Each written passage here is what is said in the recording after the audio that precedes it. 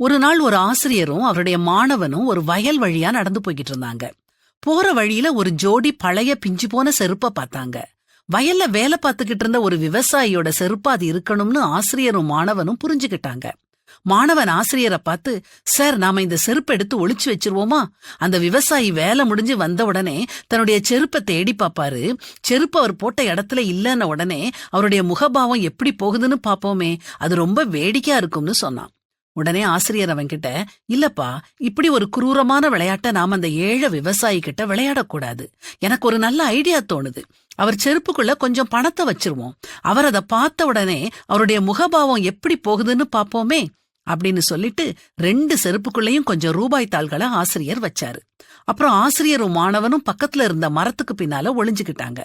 விவசாயி தன்னுடைய வேலையை முடிச்சிட்டு களைப்பா வந்தாரு. செருப்ப போடும்போது கால்ல ஏதோ தட்டுப்பட்டுச்சுது. காலை வெளியெடுத்துட்டு செருப்பை தட்டி பார்த்தாரு. ரூபாய் தாள்கள் கீழே விழுந்துச்சு. அதை எடுத்துக்கிட்டே சுற்றுமுற்றும் பார்த்தாரு. யாராவது அதை விட்டுட்டு போயிட்டாங்களாங்கிறது மாதிரி பார்த்தாரு. யாரும் இல்ல. ஆச்சரியத்தோட அடுத்த செருப்புக்குள்ள காலை விட்டாரு. அந்த செருப்புக்குள்ளேயும் ஏதோ இருக்கிறது மாதிரி இருந்துச்சு. செருப்புக்குள்ள கைய விட்டு பார்த்தாரு. அதுக்குள்ளேயும் ரூபா நோட்டுகள். அவருக்கு ஒன்னும் புரியல. கண்ல இருந்து கண்ணீர் பெருக்கெடுத்து வந்துச்சு.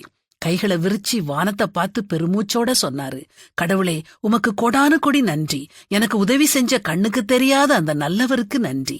இத வச்சு நான் படுக்கையில இருக்கிற என்னுடைய மனைவிக்கு மருந்து வாங்கி கொடுப்பேன். என் பிள்ளைங்களுக்கு சாப்பாடு வாங்கி கொடுப்பேன். அவர் போன உடனே ஆசிரியர் மாணவன் கிட்ட கேட்டாரு, இப்போ சொல்லு, உனக்கு எது சந்தோஷத்தை கொடுக்குது? அவர் செருப்பை ஒளிச்சு வைக்கிறதா, பணத்தை செருப்புக்குள்ள வச்சதா? மாணவன் தழுதழுத்த குரல்ல சொன்னான், வாங்குவதை பார்க்கிலும் கொடுப்பதே பாக்கியம் அப்படிங்கிற வாக்கியத்தோட பொருளை நான் இன்னைக்கு புரிஞ்சுக்கிட்டேன்னு சொன்னான். ஆமாங்க, வாங்குறவங்களை விட குடுக்கறவங்களுக்கு தான் சந்தோஷமும் அதிகம்.